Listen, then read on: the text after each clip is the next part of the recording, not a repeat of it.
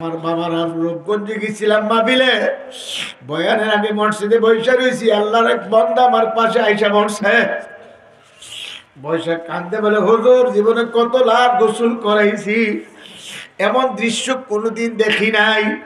আমি বললাম, ভাইজান কি দৃশ্য দেখছেন? হুজুর একটা লাশ গোসল করে যায় দেখি তার পায়খানা রাস্তা দিয়ে কলিজার টুকরা বের হইতে আসে।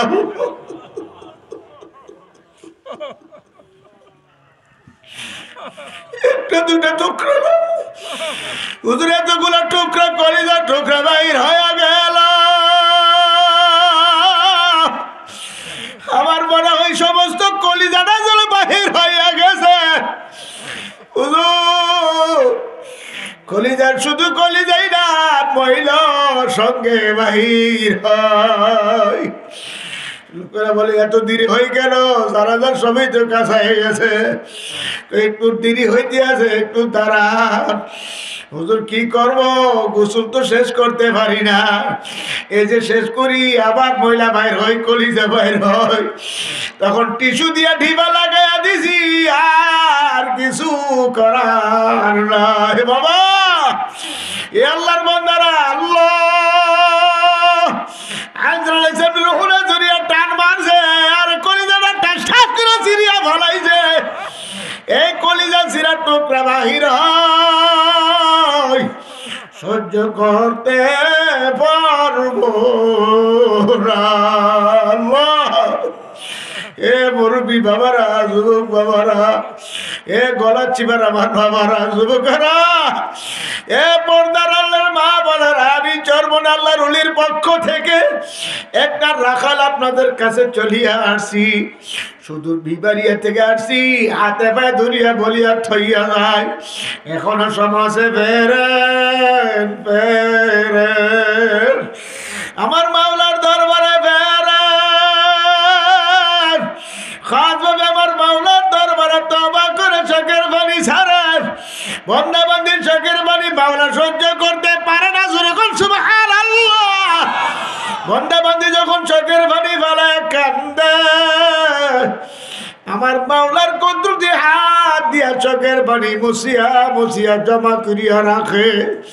কিয়ামতের ময়দান যেদিন কায়েম হইয়া যাইবে, সেদিন আমার মাওলা সমস্ত মানুষকে কিয়ামতের ময়দানে হাজির করবে। সমস্ত নবী রাসূলগণ হাজির হইবে, আমি আপনিও হাজির হইব। আমার মাওলা কিয়ামতের ময়দানে সমস্ত মানুষগুলারে দুই ভাগে ভাগ করিয়া দিবে। আল্লাহর কতবার একটা উদাহরণ দিয়ে বলতেন, যেমন ভাবে ধানগুলো জমিন থেকে কাটিয়ে আনিয়া আগেকার লোকেরা ধানগুলোকে কুলার মধ্যে তুলিয়া জানা দিত, চোষা ধানকে আলাদা করতো আর ভালো ধানকে জাবারের ভিতরে রাখা দিত।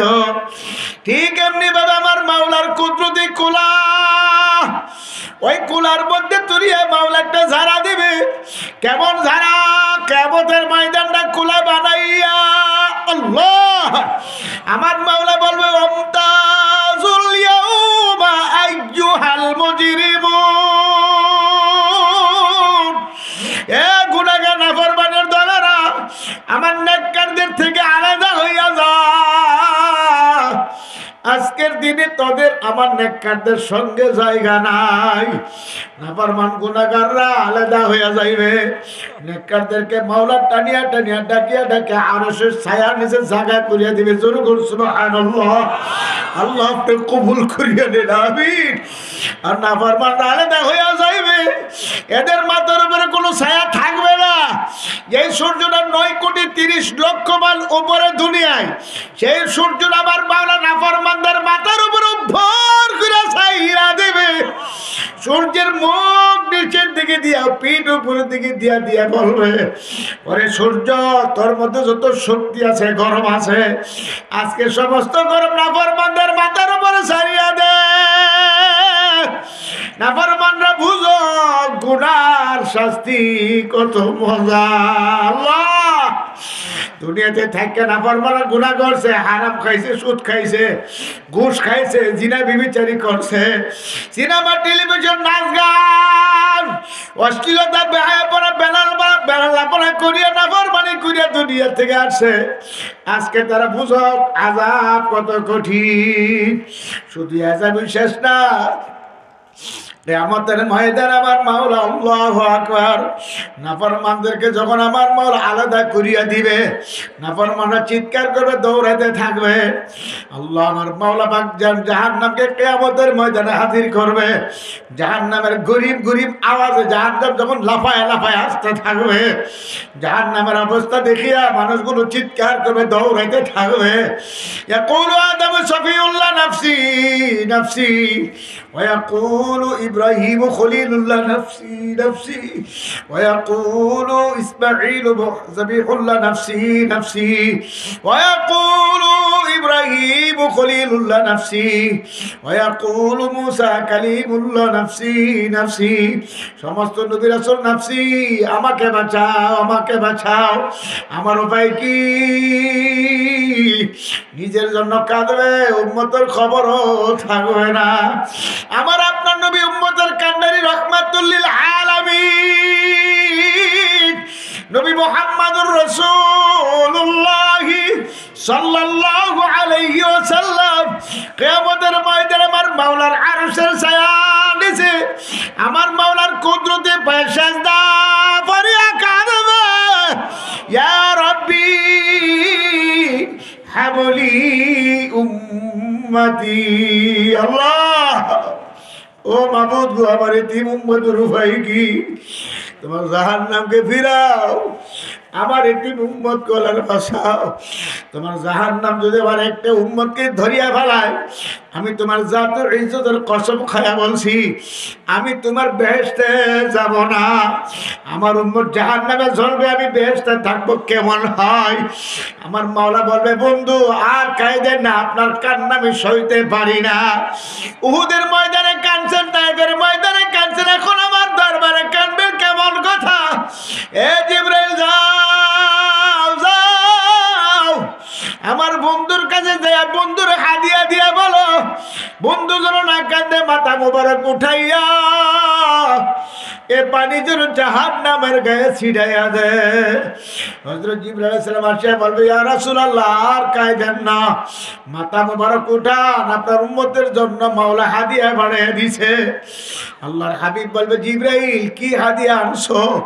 বলে, হুজুর আপনার উম্মতের জন্য হাদিয়া মাওলা পাঠাইছে পানি। এ পানি জাহান্নামের গায়ে ছিটাইয়া দেন, কিয়ামতের ময়দানে ছিটাইয়া দেন। আল্লাহর হাবিব আলাইহিস সালাম মাথা মোবারক উঠাইয়া স্বস্তির শ্বাস ফালাইয়া জাহান্নামের গায়ে যখন পানি ছিটা দিবে, জাহান্নাম কেট কেট করে পিছাইয়া যাবে। সুবহানাল্লাহ। কিয়ামতের ময়দানে ধ্যাপ করে ঠান্ডা হয়ে যাবে। আল্লাহর হাবিব বলবে, মাবুদ গো, এ পানি কোন রহমতি বরকতি পানি, যে পানি ছিটা দেওয়ার পরে জাহান্নামের আগুন ঠান্ডা হয়ে পিছাইয়া গেল, অথচ জাহান্নামের গায়ে 70,000 শিকল লাগাইয়া এক এক শিকলে 70,000 ফেরেশতারা দরিয়া রাখতে পারে না। এ পানি কোন রহমতি বরকতি পানি? আমার মাওলা বলবে, বন্ধু এটা কোনো রহমতি বরকতি পানি না, এ পানি গলা চিবা মাদ্রাসার মাহফিলে বইসা আমার কত ভাই বন্দারা, পর্দার আল্লাহর বান্দিরা চোখের পানি মারা কাঁদছিল। আমার কান্দুনা বন্দা বান্দির চোখের পানি আমার কুদরতি হাত দিয়ে বসিয়ে বসিয়ে জমা করিয়া রাখছি। দুনিয়ার বাড়ি করে আগুন লাগলে যেমন পানি ছাড়া নিবানো যায় না, আমার আপনার গুনার কারণে যে জাহান্নামের আগুন জ্বলছে, চোখের পানি ছাড়া ঠান্ডা হবে না। আল্লাহ, সাথী নাই রে বাতি নাই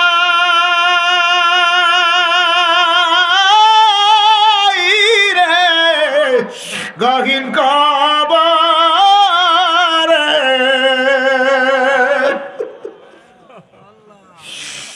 বন্ধু নাই রে, বান্ধব নাই রে কবরে। আল্লাহর এক বান্দা বিদেশ করছে, বাড়ি ছুটিতে আসছে। আল্লাহ, আরে হঠাৎ করে একদিন শুনি আল্লাহর বান্দা দুনিয়া থেকে চলে গেছে। আরে আল্লাহ, খবর পায় যখন ধরে গেলাম, আল্লাহ আল্লাহর বান্দার নিয়ে যখন চলিয়া যাবে, গোসল করে কাপড় পরাইছে, এখন জানাজার মাটি নিয়ে যাইবে, লোকেরা বললো তার ছেলে মেয়েদেরকে একটু দেখায়া দাও, জীবনের শেষ দেখায়া দাও। ছোট ছোট বাচ্চাদেরকে নিয়ে আসলো, কুলুপ করিয়া নিয়ে আসলো।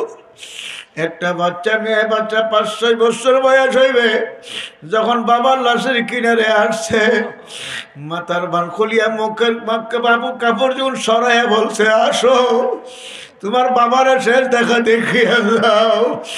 বাবার লাশের কিনারে আসে, বাবার গলায় হাউমা করে ধরিয়া কান্দে, বাবা যাইও না, যাইও না,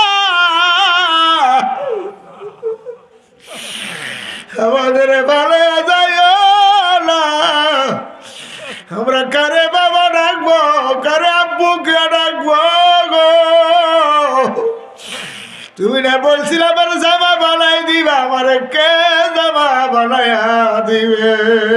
আল্লাহ, ছেলে মেয়েরা আসবে সবে,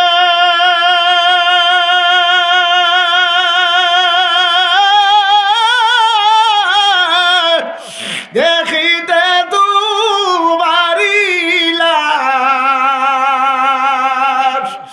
সাজাইতে তোমার বাসর, কাটবে ঝুপের কাঁচা বাস। আল্লাহ, লোকেরা বললো, মা তোমার জামা বানাই দিব আমরা। আপনাদের জামা আমার গায়ে লাগবে না, আমার বাবা না বলছিল আমার জামা বানাইয়া দিবে।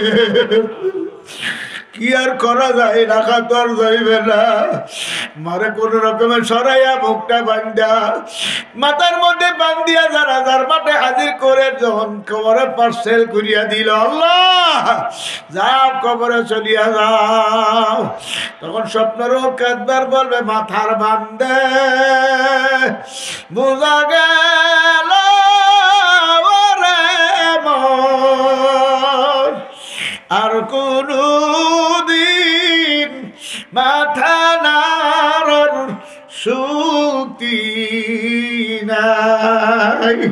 মাজার বান্দে বুঝা গেল ওরে মন, আর কোনো দিন উঠে বসার শক্তি নাই।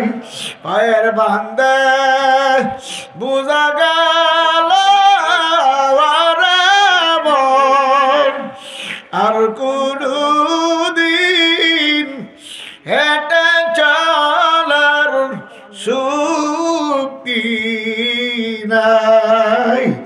তিনটা বান্ধিয়া কাঁধে নিয়া কবরের পাশে নিয়া বাবা চতুর্দিকে লোকরা ঘিরা দাঁড়াইয়া যাইবে।